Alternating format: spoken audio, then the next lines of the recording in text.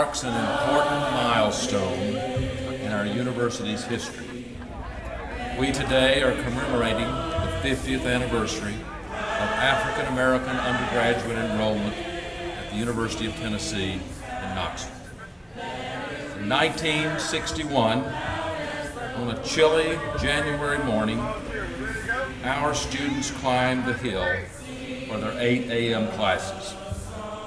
They were starting a new semester, new faculty, new classes, new opportunities, and new challenges. But 3 young students, it would be a start of a new world.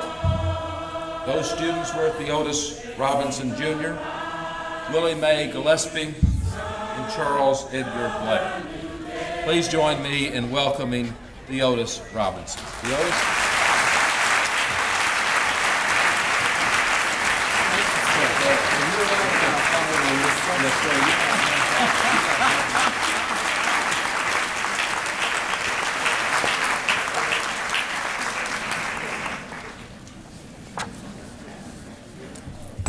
One thing I can assure everyone here, when Charles and I enrolled in January of 1961, we didn't receive a standing ovation like that.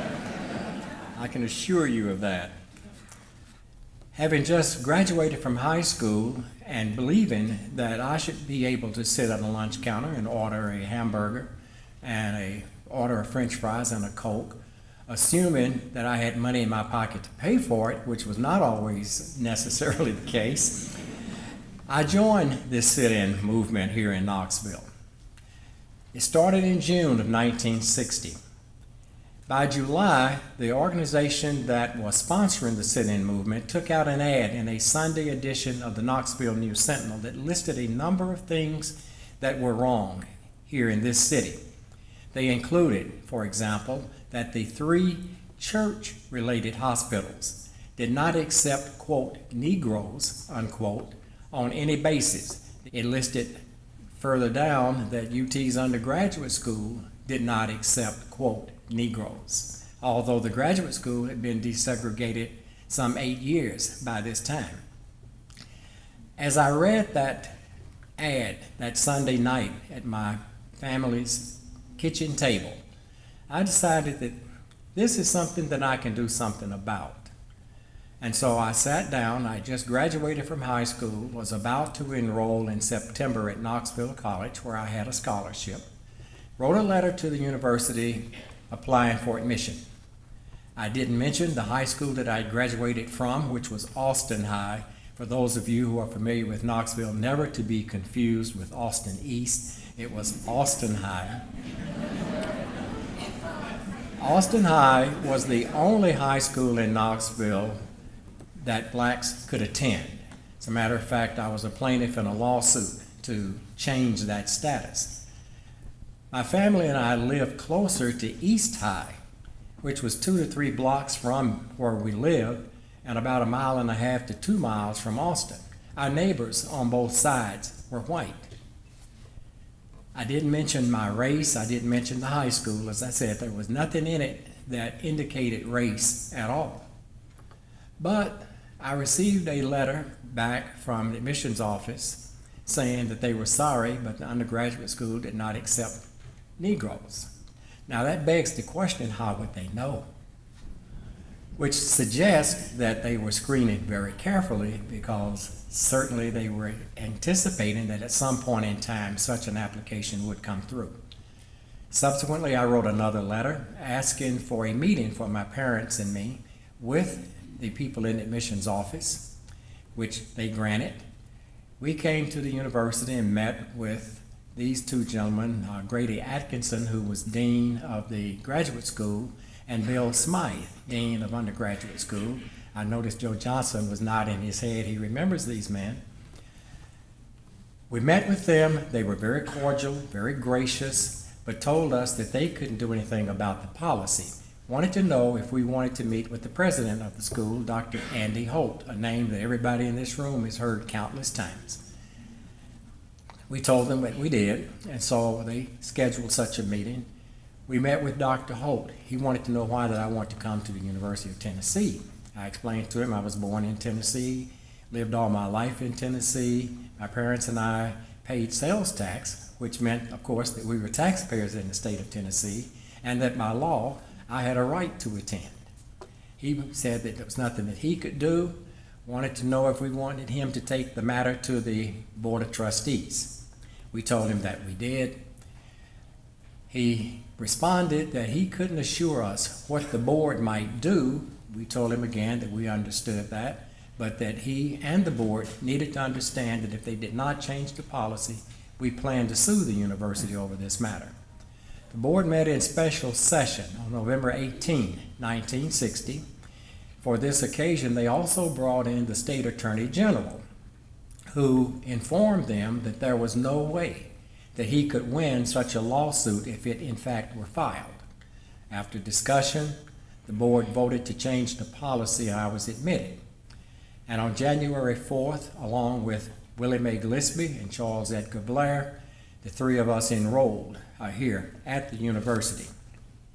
But three black faces on a campus of some 15,000 students, you were rather isolated. And for those who were students here, to give you a sense of how long ago that was, for in-state students who were not living in a dorm and not on any kind of meal plan, the tuition for the year, and it was quarters then, fall, winter, and spring, was $225.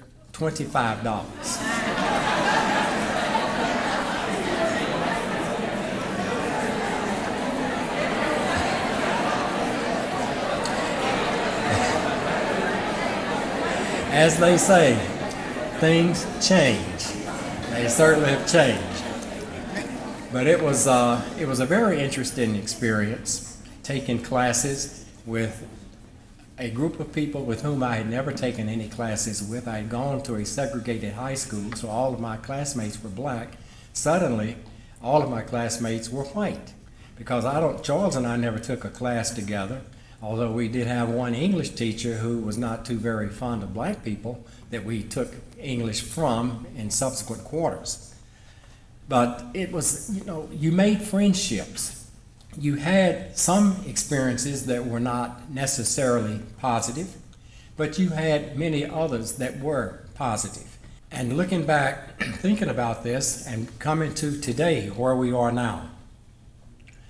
In 2009, according to data from 2009, the African American student enrollment in undergraduate school was approximately 9%, or close to 1,700 students, a far cry from the three of us who first came. The Hispanic population here in 2009 was 90 students, or 1.7% of the student enrollment. That's a place where we have got to make more progress. The graduate school 2 years ago, there were 361 African Americans enrolled in graduate programs, or roughly 6% of the total enrollment. The Hispanic graduate school enrollment was 106, or 1.7%. Our faculty, which is a place where we really need to make more progress, as the Chancellor has already pointed out on all of these issues where we need to make progress. 2009, we had approximately 100 African American faculty members, or 4%. Hispanic Americans in faculty positions was 49, or roughly 2.1%. And in executive management, 2009, we had some 49 African Americans in executive and management roles, or 8.8%, and only 4 Hispanics, period. Percentage is negligible. So there's a lot of work that we have to do. We have to find ways to prepare students, and it's not just at the university level, but it is in our secondary educational level. So people coming out of our high schools are ready to do college work.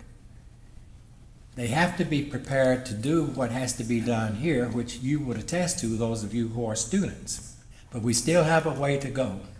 And so, with apologies to Robert Frost, because I'm going to change a line or two in in one of his famous poems.